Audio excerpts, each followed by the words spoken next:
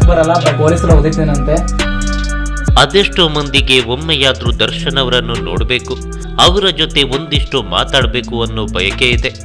ಅದರಲ್ಲಿ ಮಕ್ಕಳಾಗಿರ್ಬೋದು, ಹಿರಿಯ ನಾಗರಿಕರಾಗಿರ್ಬೋದು, ದಿವ್ಯಾಂಗರಾಗಿರ್ಬೋದು, ಪ್ರತಿಯೊಬ್ಬರು ಕೂಡ ನಾನು ದರ್ಶನ್ ಸರ್ ಅನ್ನು ಭೇಟಿಯಾಗಬೇಕು ಅಂತ ಹೇಳ್ತಾನೆ ಇದ್ದಾರೆ.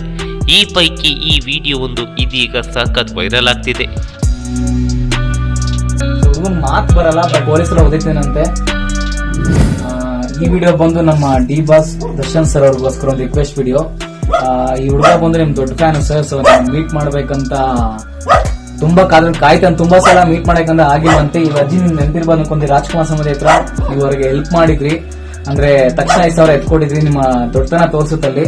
ಸೊ ಅವತ್ ಬಂದಾಗ ಈ ಹುಡುಗ ಮೀಟ್ ಮಾಡಕ್ ಆಗಿಲ್ಲ, ಅದೇ ನಿಮ್ಮನ್ನ ಮೀಟ್ ಮಾಡೋಕೋಸ್ಕರ ಪೊಲೀಸರು ಓದಿತ್ತೇನಂತೆ. ಸೊ ಹುಡುಗನ್ ಮಾತು ಬರಲ್ಲ, ಬಟ್ ನಿಮ್ಮ ಅಚ್ಚೆ ಬೇರೆ ಹಾಕ್ಸ್ಕೊಂಡಿದೆ, ನಿಮ್ಮ ಅಚ್ಚೆ ತೋರಿಸಿ. ಸೊ ದರ್ಶನ್ ಸರ್ ಅಂತ ಹಾಕೊಂಡಿದ್ದಾರೆ ಅಚ್ಚೆ. ಸೊ ದಯವಿಟ್ಟು ದರ್ಶನ್ ಸರ್ ನೋಡಿ, ಈ ಹುಡುಗಂದು ಡೀಟೇಲ್ಸ್ ನಾನು ಕೊಡ್ತೀನಿ, ಒಂದ್ಸಲ ಮೀಟ್ ಮಾಡೋ ಅವಕಾಶ ಕೊಡಿ.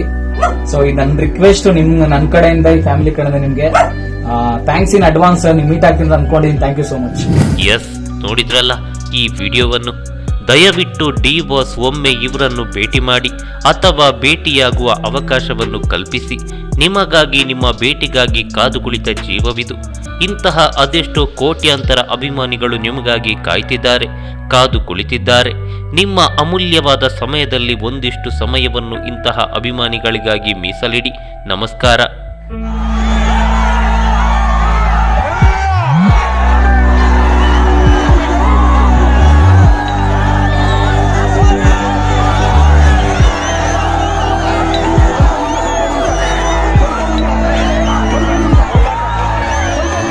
ಈ ಮಾಹಿತಿ ನಿಮಗೆ ಇಷ್ಟವಾಗಿದ್ರೆ ಲೈಕ್ ಮಾಡಿ, ಶೇರ್ ಮಾಡಿ, ಹಾಗೆ ನಿಮ್ಮ ಅನಿಸಿಕೆ ಅಭಿಪ್ರಾಯಗಳನ್ನು ಕಾಮೆಂಟ್ ಬಾಕ್ಸ್ ನಲ್ಲಿ ಬರೆಯಿರಿ. ನೀವು ನಮ್ಮ ಕೋಸ್ಟಲ್ ಕನ್ನಡ ಯೂಟ್ಯೂಬ್ ಚಾನಲ್ಗೆ ಸಬ್ಸ್ಕ್ರೈಬ್ ಆಗಿಲ್ಲ ಅಂದ್ರೆ ದಯವಿಟ್ಟು ತಕ್ಷಣವೇ ಸಬ್ಸ್ಕ್ರೈಬ್ ಬಟನ್ಗೆ ಕ್ಲಿಕ್ ಮಾಡಿ. ಹಾಗೆ ನಮ್ಮ ಪ್ರತಿ ಅಪ್ಡೇಟ್ಸ್ಗಳನ್ನ ಶೀಘ್ರದಲ್ಲೇ ತಿಳಿಯಲು ಪಕ್ಕದಲ್ಲಿರೋ ಬೆಲ್ ಐಕಾನ್ಗೆ ಕ್ಲಿಕ್ ಮಾಡಿ. ಹಾಗೆ ನಮ್ಮ ಹೆಚ್ಚಿನ ಅಪ್ಡೇಟ್ಸ್ಗಳಿಗಾಗಿ ಕೋಸ್ಟಲ್ ನೆಟ್ವರ್ಕ್ ಫೇಸ್ಬುಕ್ ಪೇಜ್ಗೆ ವಿಸಿಟ್ ಮಾಡಿ. ಧನ್ಯವಾದಗಳು.